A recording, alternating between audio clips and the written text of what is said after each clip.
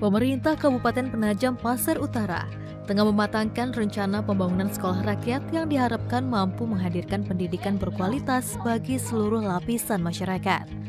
Sekolah rakyat ini ditargetkan tidak hanya untuk anak-anak berprestasi, tetapi juga bagi siswa-siswi yang berasal dari keluarga kurang mampu.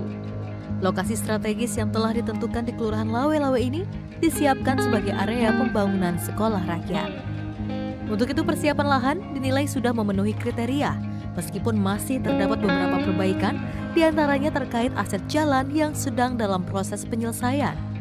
Program pendidikan gratis berbasis asrama ini dirancang untuk memberikan akses pendidikan yang merata, termasuk pembiayaan penuh bagi siswa dari keluarga kurang mampu. Adapun fasilitas yang akan diberikan meliputi biaya makan hingga dukungan beasiswa untuk melanjutkan pendidikan ke jenjang berikutnya. Hal ini mencerminkan komitmen Pemkab PPU dalam memastikan kesempatan belajar yang setara bagi semua kalangan. Meski belum ada penetapan resmi, Pemkab PPU memperkirakan sekolah rakyat ini bisa mulai beroperasi pada tahun 2026 atau 2027. Karena dalam proyek ini, tugas utama pemerintah daerah adalah menyiapkan lahan, sementara pembangunan fisik sepenuhnya akan dibiayai oleh pemerintah pusat melalui Kementerian Sosial. Rakyat kemarin ada kabar baik, insya Allah akan disetujui. Artinya dari pengecekan lapangan dan lain-lain itu sudah berkesesuaian, cuman ada beberapa detail-detail yang lagi kita coba perbaikin, seperti pembuatan akses jalan dan lain-lain. Jadi harapannya ke depannya sekolah rakyat yang bisa dibangun ini jadi solusi juga. Solusi buat anak-anak didik kita yang berprestasi, supaya bisa mendapatkan pendidikan terbaik dan juga mereka-mereka yang tidak mampu. Karena tantangan ke depannya kan tujuan sekolah rakyat ini bagaimana yang tidak mampu tadi bisa dibiayai secara full utuh. Diasramakan juga, bisa dibiayai sekolah.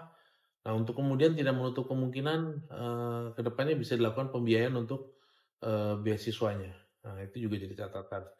Nah, kemarin juga ada usulan untuk pembangunan sekolah Taruna Nusantara. Kita sudah kasih rekomendasi. Ada sekolah yang Taruna Nusantara gitu. akan membangun di PPU juga. Di mana? Belum ditetapkan pilihan tempatnya. Cuma dia sudah minta rekomendasi ke kita. Keberlanjutan terkait IKED karena IKED. Jadi sekolah Taruna Nusantara ini saya pikir juga opsi yang cukup baik. Artinya menu fasilitas pendidikan di PPU akan cukup lengkap. Akan ada namanya SD sekolah rakyat kan. Kemudian ada juga beberapa swasta yang mau bangun. Ada Santo Karolus. Kemudian kita juga punya universitas. Nah, kalau nanti ditambahkan nanti dengan SMA Taruna Nusantara, artinya udah cukup lengkap dan bisa menjadi destinasi tujuan orang bersekolah. Karena saya pikir dibandingkan kota-kota lain di PPU ini jauh lebih tenang lah untuk hidup dan juga biaya hidupnya juga masih cukup terjangkau, biaya kos-kosan juga masih bisa properti masih tercover dan juga kedepannya kalau mereka-mereka ini nanti bisa bersekolah di PPU, mereka ini juga bisa berkontribusi ke PPU. Terkait pengelolaan operasional sekolah, program ini akan melibatkan Kementerian Sosial melalui Dinas Sosial Kabupaten PPU pada tahap awal.